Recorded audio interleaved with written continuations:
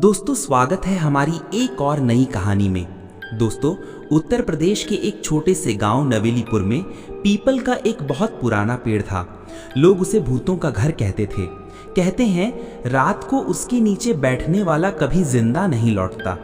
गांव वाले मानते थे कि उस पेड़ पर एक चुड़ैल रहती है, लंबे खुले बाल, उल्टे पांव और खून पीने की प्यास से भरी। लेकिन असली सच क्या था, यही कहानी अब आपके सामने है। दोस्तों गांव के बच्चे शाम ढलते ही उस पीपल के पेड़ की तरफ नहीं देखते थे।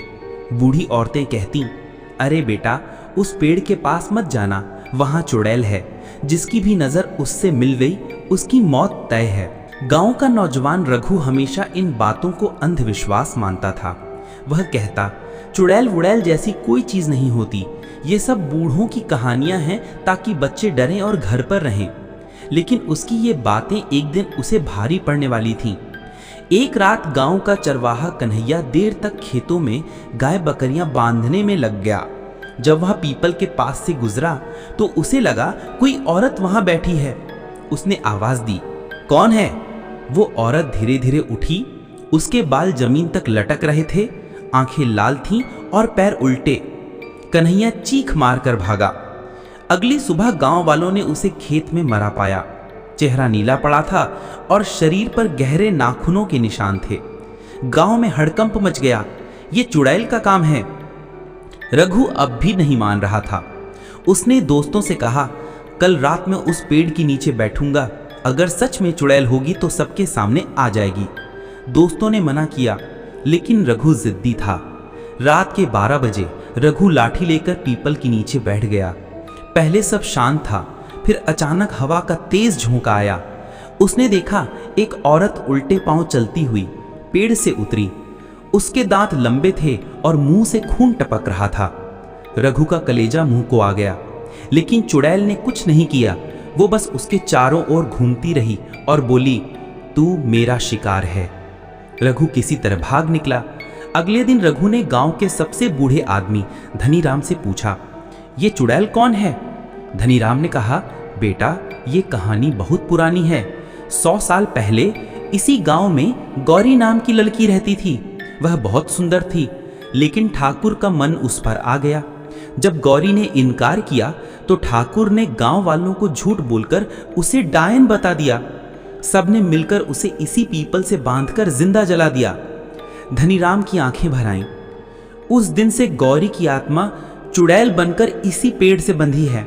हर अमावस्या को वो किसी ना किसी की जान लेती है। दिन बीतते गए। हर अमावस्या की रात कोई ना कोई गायब हो जाता या मरा हुआ मिलता। गांव वाले पीपल को काटना चाहते थे, लेकिन जैसे ही कोई कुल्हाड़ी लेकर आगे बढ़ता, उसका हाथ सूज जाता या वह बेहोश हो जाता। गांव वाले और डर गए। रघु ने ठान लिया, मैं इस चुड़ैल का सामना करूंगा, किसी ना किसी तरह इसे मुक्त करना होगा। उसने पास के कस्बे से पंडित हरिदास को बुलाया। पंडित ने कहा, यह साधारण आत्मा नहीं है, इसे मुक्त करने के लिए बड़ी तपस्या करनी होगी। अगर हम असफल हुए तो सबकी जान जाएगी। गांव वाले डर गए, लेकिन रघु तैयार था। पंडित ने अमावस्या की रात यज्ञ करने का निश्चय किया। गांव वाले घेरा बनाकर बैठे। मंत्रोच्चार शुरू हुआ। अचानक जमीन कांपने लगी। पीपल से आग की लपटें उठी। चुड़ैल चीखते हुए प्रकट हुई, मुझे क्यों बुलाया? मैं किसी को नहीं छोड़ूंगी। उसकी आंखें लाल, बाल बिखरे और नाखून खून से सने थे। चुड़ैल ने हवा में झपट्टा मारा। 3 आदमी वहीं तड़प तड़प कर मर गए। गांव वाले भागने लगे। पंडित ने रघु से कहा, डर मत, अगर तू डगमगाया तो सब खत्म हो जाएगा। रघु ने हिम्मत जुटाई और जोर से बोला, गौरी हम तेरी आत्मा को शांति देना चाहते हैं। हम जानते हैं तू निर्दोष थी। चुड़ैल ठिठक गई। उसकी आंखों से आंसू बहने लगे। गौरी की आत्मा धीरे से बोली, सच में तुम मुझे पहचानते हो? रघु ने कहा, हाँ, ठाकुर ने तेरे साथ धोखा किया, तू डायन नहीं थी। कुछ देर के लिए माहौल शांत हो गया, लेकिन अचानक चुड़ैल हंस पड़ी। बहुत देर हो चुकी है, अब मैं सिर्फ खून से जिंदा हूं। उसने रघु पर हमला किया। पंडित ने आखिरी मंत्र पढ़ा और पूरा पेड़ आग में जल उठा। चुड़ैल भयानक चीख मारकर राख में बदल गई।